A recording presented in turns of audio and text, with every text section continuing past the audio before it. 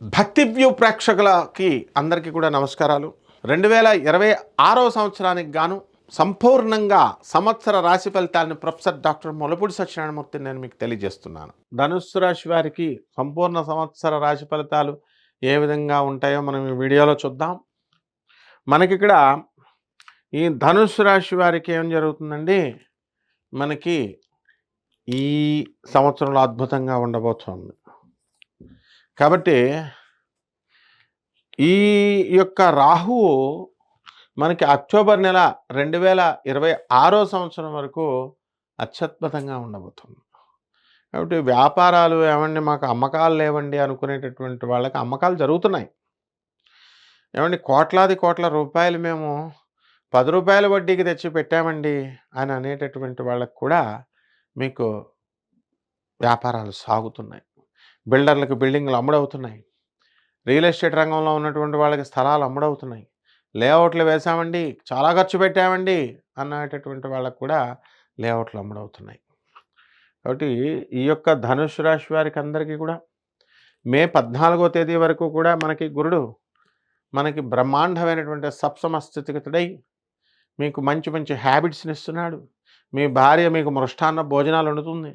అంతవరకు దంచవే మేనత్త కూతురని దంచి పడేసినటువంటి భార్య మరి ఇప్పుడు చక్కగా ఏమండి తింటారా అండి, ఉలవచారు తింటారా, పెరుగు తింటారా అంటూ అమితమైనటువంటి ప్రేమను చూపిస్తుంటే ఆ ప్రేమ చూసి తట్టుకోలేకపోతారు. ఆ తర్వాత మళ్ళీ మే 14, 2026 సంవత్సరం వచ్చిన తర్వాత మనకి కర్కాటక రాశిలోకి వచ్చిన తర్వాత అప్పుల బాధ అనేటటువంటిది పెరుగుతుంది. అంటే అప్పులు మీరు చేస్తారని కాదు, అవసరమే చేస్తారని కాదు, ఇల్లు కడుతున్నారండి, ఇల్లు కావాలా, అప్పు అడిగితే ఆవిడ ఇవ్వట్లేదు గతంలో. కానీ మే 14, 2026 సంవత్సరం తర్వాత వాళ్ళే వచ్చి ఏమన్నా ఉంచండి మీ దగ్గర, ఇల్లు కడుతున్నారని అప్పులు బ్రహ్మాండంగా ఇస్తారు. మీరు తీసేసుకుంటారు, ఇళ్ళు కట్టేస్తారు, స్థలాలు కొనేస్తారు, బిజినెస్లు చేసేస్తారు. తర్వాత తీర్చాలి, తర్వాత సంగతి తర్వాత. ముందైతే మనకి ఈ ధనుస్సు రాశి వారికి అందరికీ కూడా అప్పులు పుష్కలంగా రావడం బాగుంది. తీసుకోండి, అందరూ కూడా తీసుకొని వ్యాపారాల్లో మంచిగా చేసుకోండి.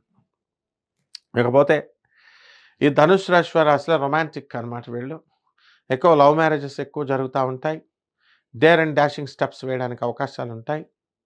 కాబట్టి ఈ యొక్క ధనుస్సు రాశి వారికి ఇప్పుడు అర్ధాష్టమంలో ఉన్నటువంటి శనిగ్రహ ప్రభావం వలన కాస్త మనశ్శాంతి లోపం అనేటటువంటిది ఉంటుంది. కుటుంబంలో అనేకమైనటువంటి కష్టాలు రావడం, మాతృమూర్తి యొక్క ఆరోగ్యం మనకి ఆందోళన కలిగించడం, అలాగే తల్లి కూడా మనకి ఏం చేస్తుందండి, మనకి మీ గురించి ఎక్కువ ఆలోచించడం, ఎక్కువ చేయడం ఇలాంటివన్నీ కూడా జరుగుతూ ఉంటాయి. అండ్ ఎసిడిక్ ప్రాబ్లమ్స్ రావడానికి అవకాశాలు ఉన్నాయి.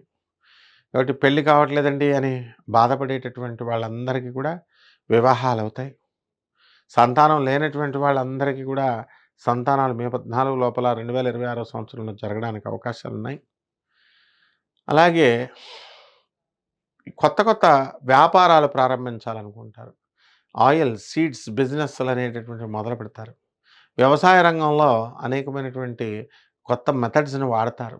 రైతులు ముఖ్యంగా వీళ్ళు వ్యవసాయం ఎంత చేసినప్పటికీ కూడా, ఆదాయం ఎంత బాగా వచ్చినప్పటికీ కూడా, ఆదాయంలో అప్పులు అనేటటువంటివి మిమ్మల్ని వెంబడిస్తూ ఉంటాయి. మీ పిల్లలందరినీ కూడా మంచి చదువు మీరు చదివించడం జరుగుతుంది.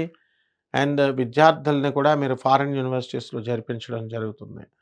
ఎవరైతే విద్యార్థులు ఉన్నారో అటువంటి వాళ్ళంతా కూడా మీకు విశ్వవిద్యాలయాల్లో, ఫారిన్ విశ్వవిద్యాలయాల్లో మీకు సీట్లు రావడానికి అవకాశాలు ఉన్నాయి.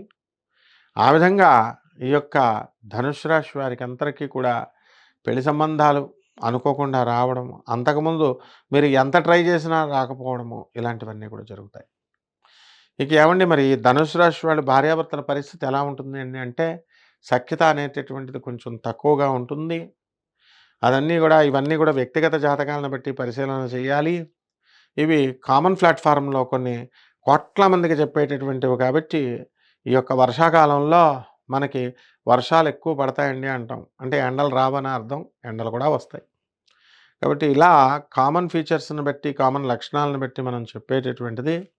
మీరందరూ కూడా మీ వ్యక్తిగత జాతకాలలో ఏ విధంగా ఏం జరగబోతుంది, ఎప్పుడు పెళ్లి జరగబోతుంది, ఎప్పుడు ఈ యొక్క ట్రాన్స్‌ఫర్‌లు జరగబోతున్నాయి, లేతే ఎప్పుడు విదేశాలకు వెళ్తున్నాం.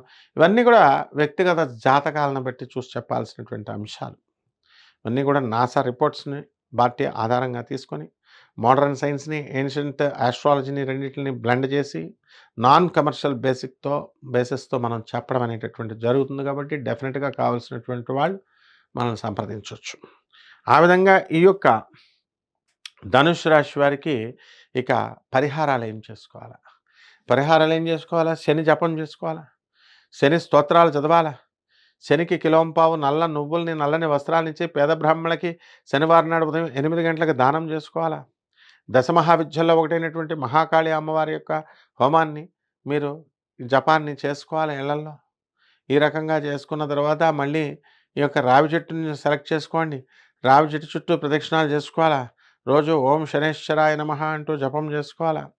అలాగే ఈ యొక్క మేడి చెట్టుని మే 14, 2026 సంవత్సరం వచ్చిన తర్వాత మేడి చెట్టుని సెలెక్ట్ చేసుకోండి. మేడి చెట్టు చుట్టూ అంటే అత్తి చెట్టు అంటాం.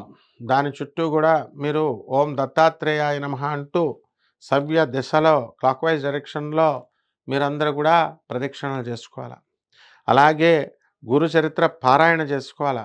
ఈ రకంగా చేసుకున్నప్పుడు మనకి ఈ ధనుస్సు రాశి వారికి అందరికీ కూడా బ్రహ్మాండంగా ఉంటుంది.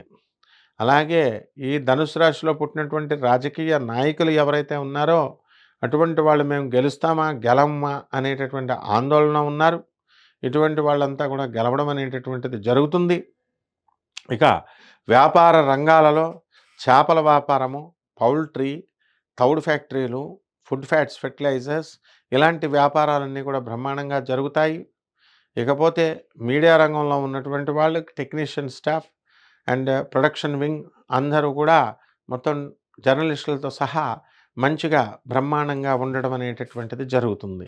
కాబట్టి ఈ రాశివారు ఏ విధమైనటువంటి మీరు భయాలు అవసరం లేకుండా చక్కగా మనకి తులసి మాలతో శనివారం నాడు శ్రీ వెంకటేశ్వర స్వామి వారికి మాల వేస్తూ ఓం నమో వెంకటేశాయ అంటూ ఈ మంత్ర జపం చేసుకోవడం ద్వారా బ్రహ్మాండంగా ఉంటుంది.